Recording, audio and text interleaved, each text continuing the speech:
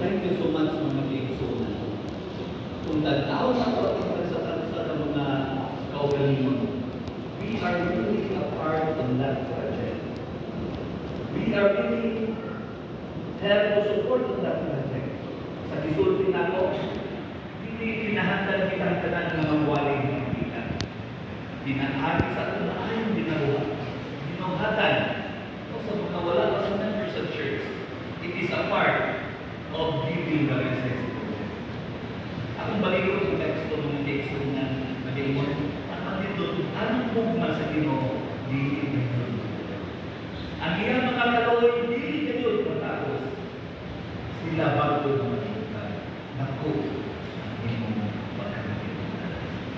Sa itong kinabuhi mga kaigsunan, if we talk, if we go to the deep sense of this text, it is about the time na ang Israel nabunod na apil sa gera sa mga Babylonians. Ito man, they are so distressed. Ang tanang kaguon na sa ilaha. Pero kung sa Ginoo, hindi kayo bukod ang gera. Kung tanaw ka ito, kasi may mga learnings na makuha nito mga kaigsunan. Ating teksto.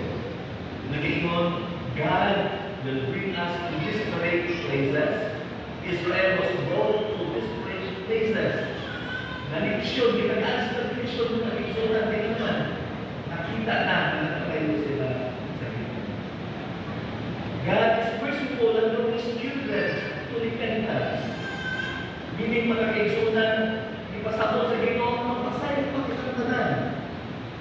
And God will not leave Israel in their suffering. Ang ikatulog ng kaigsunan, God is merciful. Ang ikatulog, God is patient with our response to suffering. Kung sa'yo kung hindi mo ang nilimayo, hindi mo ang nagpapailog ng Diyos. Kung ang sa katapusan ng kaigsunan, God always is. Ang Ginoo wala na naputol sa iyang pagnagbaw sa tungkol sa taksa ng mga kaugalingon. Kaya niya kaluoy makita sa tanan ng tao. Kung sa tayo kinahanglan ng mga kaigsunan, daily transformation makita niya sa tungkol sa taksa ng mga kaugalingon. It is about true faith, it is about faith through obedience na pagsulutan ng pinagagawa natin. This year, it is a big challenge for us mga kaigsunan. Kung tungkol niya na, sa meron pagkalimon, God wants us to meet and upgrade in our life. Tingnan sa pagsugod din na project sa ating iglesia. Kung makita man lang, o wala lang pagkabasa o Biblia, it's time to read your Bible. Kung makita pa lang mga kaigsunan na wala lang participate, it's time to participate. Because this is the need in our life this year. With the start of a new year and a new decade, kung sa akin ito importante ng kaigsunan. The text according to John chapter 10, verse 10, I came that they may have life and have it abundantly. So sa atong pagkain ng kaigsunan, pinanin din sa si Kristo para matagaan ang kinabuhi. Kung hindi na kinabuhi ng kaigsunan, ihakan niya na aron mapatasig na ko ang atong kansa-kansa ng mga kaugalingon. In order to experience that upgrade of our life, we must practice obedience. And this obedience doesn't make sense to Jesus. So the text that is found in Luke 6, verse 46 again. So Jesus said, why do you keep calling me Lord, Lord? Why don't you do what I say? Kung susibuan pa mga kaigsunan, si Jesus mayroon, kung saan anong nagpatayo ng kamo sa pagtao ka ng Ginoo, na wala ninyo buhatan ang aking kaigsunan. Ano ninyo mga kaigsunan? For this simple text, kitang-tanan ang nahimog yun na. Dahil, gusto kayo tawag kung Ginoo, pagdana sa problema. Pag wala pa sa problema, mga kaigsunan, sa ilisunan ko sa akin ang Ginoo.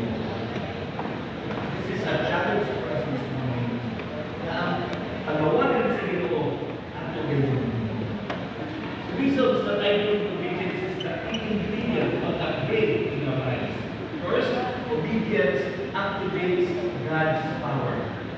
Makita ang kahong sa Ginoo sa tagsa kung hinsunod na ta. Just a simple prayer during night time, just a simple prayer during waking up, just a simple time for reading the Bible, mo may maka-activate sa atong relasyon niya sa Ginoo in terms of obedience. Ang ikagawa ng maging sunan, God wants to trust you. Ang Ginoo, i-reverse niya siya. Hindi na busaling ka sa Ginoo. Ang Ginoo gusto na makita ka niya na siya magsaling para sa tuwa. We could read the life of Job. Ihatag siya sa Ginoo ni sa pitaso. Kala, istingin na siya. Nag-awa pa kung makita mo siya. Ang tanan, yung tinayon na niyo, mawala yung mga kaigsunan. Ang tanan. Apan, kung sa mga palos, binubuli sa Ginoo ng kaigsunan. According to quotation, God has entrusted you with His plans. God has sent His Spirit as a seal in His presence to live for you. Meaning, at all tayo mga kaigsunan, we know na we have a great challenge for this harvest 2025. Ang Ginoo naghatag sa tawag sa tagsa ng mga plano sa tungkol sa tagsa ng mga pagkakalingin. Ang Banal na Espiritu, ibutang sa Ginoo para kita makapanglantaw kung sa'yo pagkakamaayon na desisyon. Pinaagi natin challenge na ito. But God always is in control. Ang isa ka rason, hindi ka tulong ka rason na kaisunan. God's way is the best way. Kung tataw na po sa ato ang pagkamatutuman ng diha sa Ginoo para ma-upgrade, para ma-abot ka sa new level ang pamahagi dahil sa Ginoo.